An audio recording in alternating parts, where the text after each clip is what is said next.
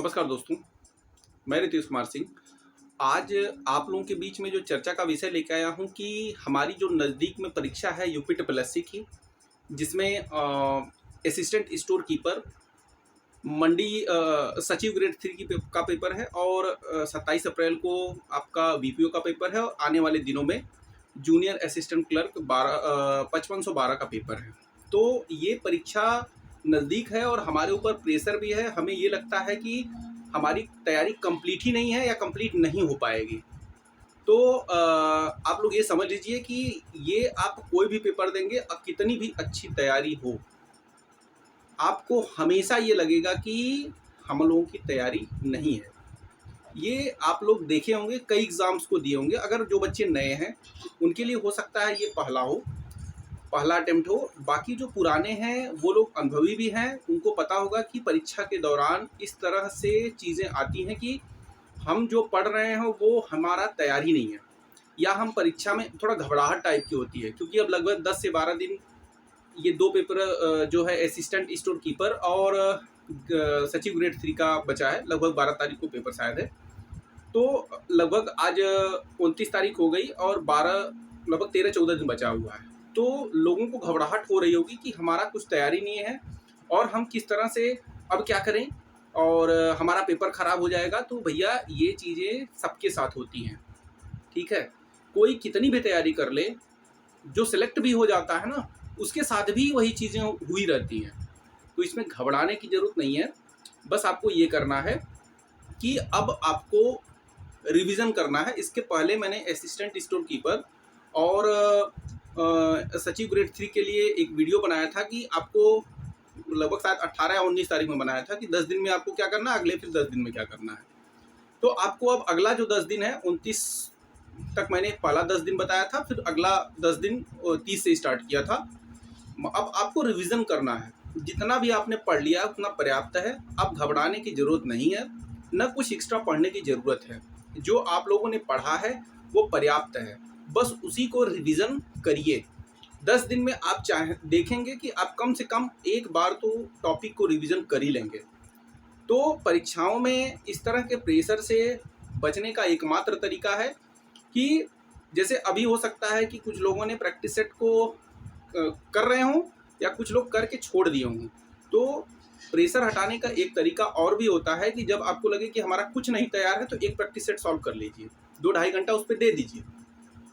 आपको समझ में आ जाएगा कि अच्छा हमारा सब तैयार है। देखेंगे आप, ये अनुभव आप लोग जरूर लीजिएगा कि जैसे कि अब लग रहा होगा कुछ नहीं तैयार है ना, तो कल बैठिए और एक प्रैक्टिस सेट सॉल्व कर लीजिए।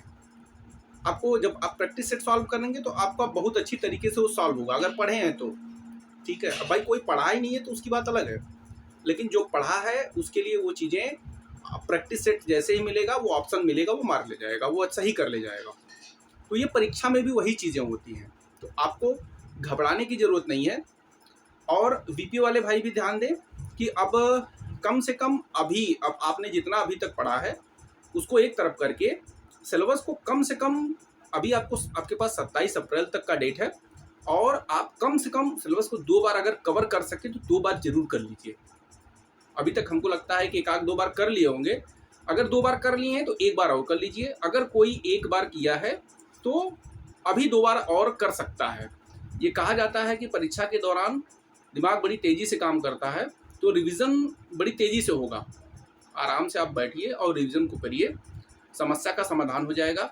जे 5562 वाले मई मान के भैया तैयारी करते रहें, चूके ना, नहीं तो समस्या हो जाएगी। 5512 पोस्ट कभी आई नहीं थी, भविष्य में कभी आने की उम्मीद भी नहीं है। अगली वैकेंसी 3214 या कुछ पोस्ट की है, जो कंप्लीट होते होते 2027 का चुनाव हो जाएगा या उसी बेस्ड पे चुनाव भी लड़ा जाएगा।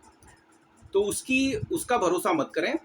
अभी 5512 पोस्ट है, ढंग से पढ़ें, सारे पोर्शन को कंप्लीट करते हुए आगे बढ़ें, तभी उनकी समस्या का समाधान होगा और 5512 में एक सीट उनकी पक्की होगी। घबराने की ज़रूरत नहीं है, केवल पढ़ने की ज़रूरत है। आपसे मैं ये भी बता चुका हूँ कि हिंदी का एक प्रैक्टिस सेट मैं लाया, काफ़ी सारे बच्चों ने उसको देखा, मुझे अच्छा भी लगा। आप लोगों ने कमेंट भी किया कि ठीक ठाक प्रैक्टिस सेट था। आने वाले दिनों में और प्रैक्टिस सेट करवाया जाएगा, तो आप लोग तैयार रहिए। प्रैक्टिस सेट मैंने एक बार बता दिया है कि प्रैक्टिस सेट करने का मतलब ये नहीं है कि आपको नंबर केवल लाना है उसमें, ठीक है, या आपकी तैयारी नहीं है। उसका करने का मतलब ये होता है कि आप चीज़ों को जानें और कहाँ से क्वेश्चन बन सकता है उस चीज़ों को तैयार कर सकें। इसके अलावा उसका कोई मतलब नहीं होता है।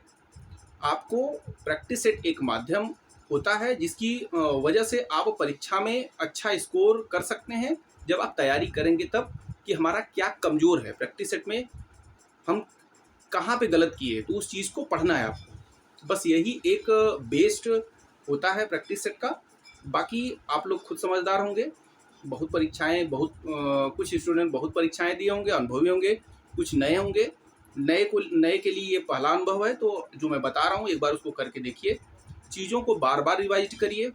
जहाँ पे लगे कि समस्या है वहाँ पे आप हमसे कमेंट करके समस्या के बारे में टेलीग्राम चैनल @प्रतियोगी ऋषि 91 आप लोग ज्वाइन करिए। समस्या को आप बताइए, 100% है उस समस्या का समाधान मेरी तरफ से जितना हो सकता है मैं आप लोगों को उपलब्ध करवा दूंगा। तो जैसा हो आप लोग बिल्कुल घबराइए मत, परीक्षा नज़दीक है। खान पान सुधार करिए, योग करते रहिए। बाकी इसी के साथ हम ये वीडियो समाप्त करते हैं। धन्यवाद।